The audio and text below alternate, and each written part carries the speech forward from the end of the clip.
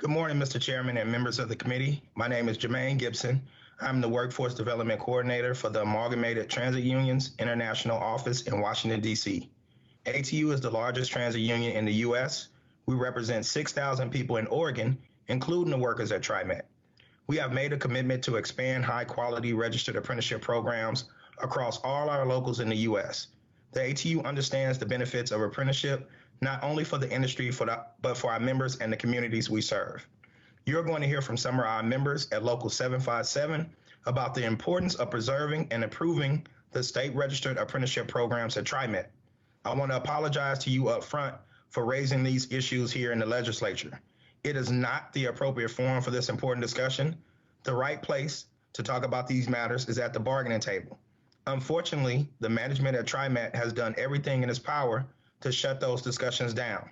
It spent tens of thousands of dollars of agency money to procure a decision from the Oregon Employee Relations Board to prohibit the local union from discussing at the table the registration of apprenticeship programs with BOLI. Registered apprenticeship programs are a valuable tool in our effort to make sure our members continue receiving the skills necessary to compete for the current and future jobs in public transportation. Apprenticeship programs allow our members to climb career ladders, earn wages and benefits to support their families while continuing to increase their skills. Registered apprenticeship programs are specifically beneficial to transit agencies because they create a pipeline of more productive and talented workers. These workers are more likely to remain with their job for extended periods of time. The programs are critically important at transit agencies across America, including in western cities of Seattle, Salt Lake City, and San Jose, where I oversaw labor side of the program in partnership with the current head of the Federal Transit Administration, Noria Fernandez.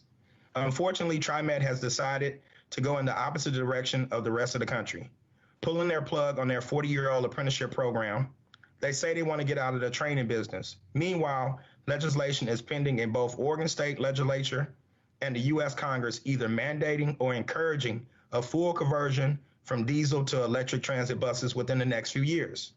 This will require a massive undertaking to provide the training necessary to the workers at TriMet, who will be responsible for preventative maintenance and repairing on the cutting-edge vehicles to keep Oregonians safe. TriMet's programs provide the agency with a pipeline of recruits to replenish and fulfill projected workforce needs.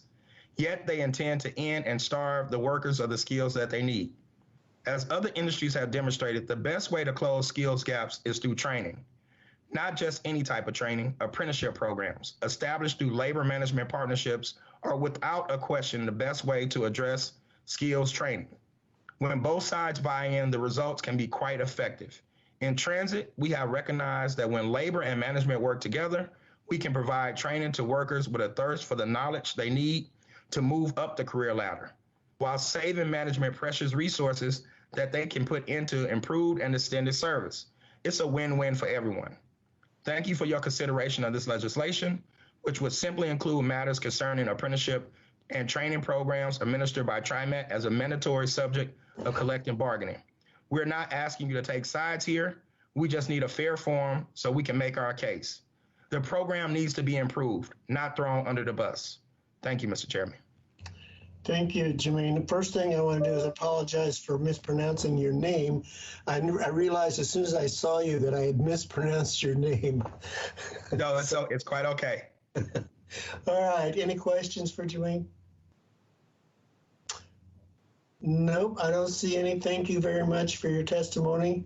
I'm going to call Kevin Kinoshita.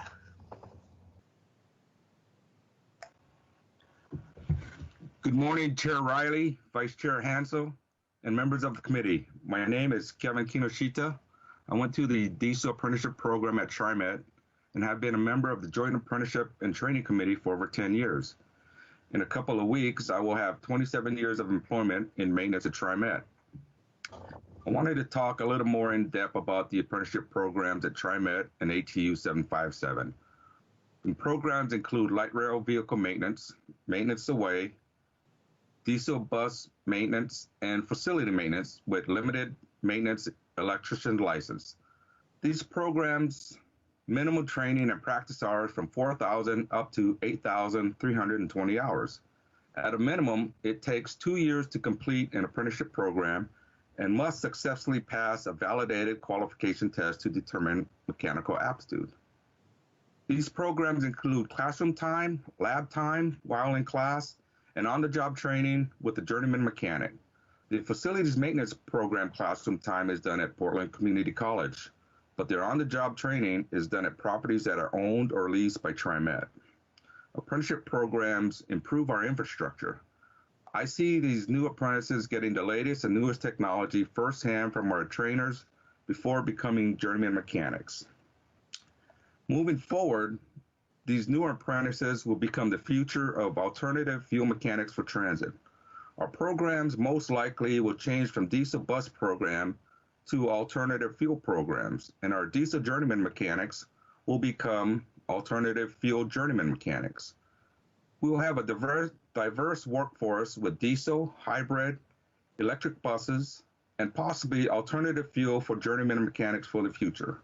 As technology changes in transit, so did our apprenticeship classes, lab time, and on-the-job training. As an example, when I started, we had no air-conditioning buses on property. We learned basic heating and cooling.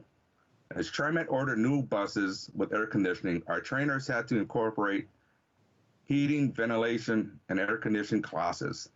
Trainers had to get our current journeyman mechanics and new apprentices licensed to work on our air conditioning system. Apprenticeships programs also improve the lives of workers, their families, and communities at large. While going through the apprenticeship program, it taught you to manage your time, sacrifice, and study at all hours of night to become a state certified journeyman mechanic. You had to adjust, be patient, and learn from others in order to reap the benefits in the end. Every day I learned something new from other journeymen and apprentices in order to keep this moving forward in the industry. The apprenticeship programs in place at TriMet began between 1984 and 1994. Now is not the time to eliminate the diesel and facilities program. As infrastructures continue to change and organ workers and our economy recover from COVID-19, now more than ever, it is important to prioritize and invest in our future. Thank you. Thank you. Any questions for Mr. Kinoshita? Don't see any. Thank you very much for your testimony. So I'm going to call Chris Tyson. Good morning. Can you hear me? We can. Good morning. For the record, my name is Christopher Tyson. I'm here in support of Senate Bill 670, and I'm a service worker for TriMet and a member of ATU Local 757. I've worked for TriMet since 2018, and I've maintained light rail vehicle and buses, and the work I perform benefits the residents of Multnomah, Washington, and Clackamas counties. My duties include general sanitation, critical vehicle system inspections, and COVID transmission prevention. Through every dangerous winter storm, every wildfire, every civil disturbance, it is the service workers who act as frontline responders to all factors that could affect the safety and quality of the system our riders and our region depend on. For decades, the apprenticeship program was the next step after service working. It was an entry into a career for which the return on investment compounds exponentially for the community, the economy, and the environment. Personally, I have aspirations to develop professionally with TriMet, to grow with the system as it grows. To follow the example of mechanics who began their careers as service workers and have walked the path to become the professionals TriMet is built upon, like Mr. Kevin. Without the apprenticeship program, however, I have no path, no way to develop. There is no place for service workers to continue with the company as it stands. As an organization, we have lost talented people directly to this lack of hope. They describe dilemmas that they face when faced with this dead-end situation. So as a group, service workers have been asking ourselves, how can we serve to the utmost with the loss of a proven developmental program? One that has been a keystone of TriMet's operational success for 40 of TriMet's 52 years. The elimination of the apprenticeship program is a misuse of skilled and experienced service workers. And TriMet's position, where so many of our citizens' livelihoods and safety rely on expertise and dedication, is a clear step backward not to utilize and develop the unique human resource already committed to serving the transit needs of the district. We've been asking to bargain for the reinstatement of the apprenticeship program so we can continue to provide this service our communities deserve, and that people like me can build a long-time career here at TriMet. So I conclude by asking you to help make sure the apprenticeship programs are part of collective bargaining by passing Senate Bill 670. Thanks so much. Thank you. Any questions of Mr. Tyson? Don't see any. Thank you very much for your testimony. I'm going to call Kerry Montgomery. Good morning, Chair Riley and members of the committee. My name is Kerry Montgomery, and I'm an Air Force veteran of 9 years. The job I had in the Air Force was really not a marketable trade in the civilian world, and when I separated in 1996, the computer chip manufacturing field at Micron Technology is where I ended up. I eventually moved back to Portland to work at Balker-Siltronic, making silicon wafers for the computer chip industry. These were both decent jobs, but not something that I felt was a career path for me due to the volatile nature of the chip market and the high potential for layoffs. Essentially, prior to TriMet, I didn't have any training in turning wrenches. In 2000, it was brought to my attention that TriMet had apprenticeship programs in the maintenance field, and I'd be able to use my GI Bill to assist me in purchasing tools needed for the job. I was hired as a maintenance helper in November of 2000. I worked for approximately 2 years cleaning buses before I was able to get into the heavy-duty diesel apprenticeship program. The apprenticeship teaches you about all aspects of bus maintenance, and the other apprenticeships at TriMet teach you all aspects of their respective specialties. After graduating in 2005, I worked on the floor as a diesel mechanic for approximately 9 years. At that time, I learned from the more seasoned mechanics about older technology, and I taught them about more outdated technology that I learned in the apprenticeship program, which created a self-perpetuating learning experience. After 9 years working as a bus mechanic, I wanted to further my career and applied for the assistant supervisor position. This position is considered to be a subject expert and the highest position you can achieve as a union member. Now, I've been the assistant supervisor, or been an assistant supervisor for approximately 7 years. The apprenticeship programs provide an opportunity of all walks of life, for all walks of life in our community without having any prior experience.